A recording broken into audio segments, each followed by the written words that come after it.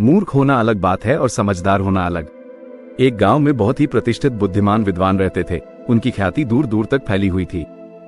एक दिन वहां के राजा उनको चर्चा में बुलाते हैं। चर्चा में काफी विचार विमर्श हुआ। वह विद्वान वहां अपनी बुद्धिमानी का छाप छोड़ गए। चर्चा समाप्त होने की कगार पर थी। तभी राजा उस विद्वान से कहा, तुम इतने बुद्धिमान हो और तुम्हारा बेटा बहुत ही मूर्ख है।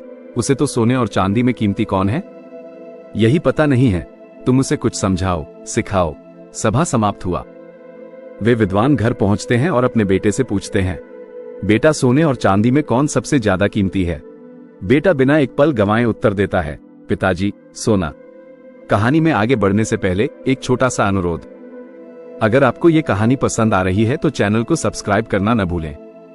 तुमने तो जवाब सही दिया, लेकिन राजा ऐसा क्यों कह रहे थे। बेटा सारी बातें समझ जाता है और बोलता है, पिताजी, मेरे विद्यालय जाने के रास्ते में ही हफ्ते में 3 से 4 दिन वहां सभा लगते हैं। जब मैं वहीं से अपने विद्यालय जाने के लिए गुजरता हूं, तभी राजा मुझे बुला लेता है और अपने एक हाथ में सोने के सिक्के तथा दूसरे हाथ में चांदी के सिक्के लेकर कहते हैं, इनमें से एक वस्तु उठाकर ले जाओ। मैं तो चांदी के सिक्के उठाता हूं। तभी सभी ठहाके लगाकर हंसते हैं। उसके पिताजी थोड़ा सा रोष होते हुए कहते हैं, तो फिर तुम सोने के सिक्के क्यों नहीं उठाते। तुम तो अपनी खिल्ली उड़ाते हो, साथ में मेरा भी। बेटा उसे अलमारी के पास ले जाता है। अलमारी से एक पेटी निकालता है। वो पेटी चांदी के सिक्कों से भरी रहती है। पिताजी हैरान हो जाते हैं। लड़का बोला, जिस दिन मैं सोने में सिक्के उठा लिया उस दिन से खेल खत्म हो जाएगा।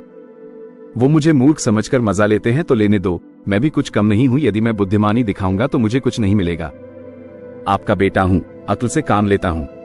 कहानी का मतलब, मूर्ख होना अलग बात है और समझदार होना अलग होता है। एक बार का और तुरंत का फायदा लेने के बजाय समझदार लोग अधिक बार और लंबे समय की सोचते हैं। इस कहानी के बारे में अपनी राय हमें कमेंट जरूर करें। ये कहानी हमें सिखाती है कि हमेशा सोच समझकर फैसले लेने चाहिए। छोटे से फायदे के लिए बड़ी बात नहीं गंवानी चाहिए। कभी कभी मूर्ख बनना भी बुद्धिमानी होती है। क्या आपको ये कहानी पसंद आई? अगर आपको ये कहानी पसंद आई तो वीडियो को लाइक करें, चैनल को सब्सक्राइब करें और बेल आइकन दबाएं ताकि कोई नई कहानी मिस न करें।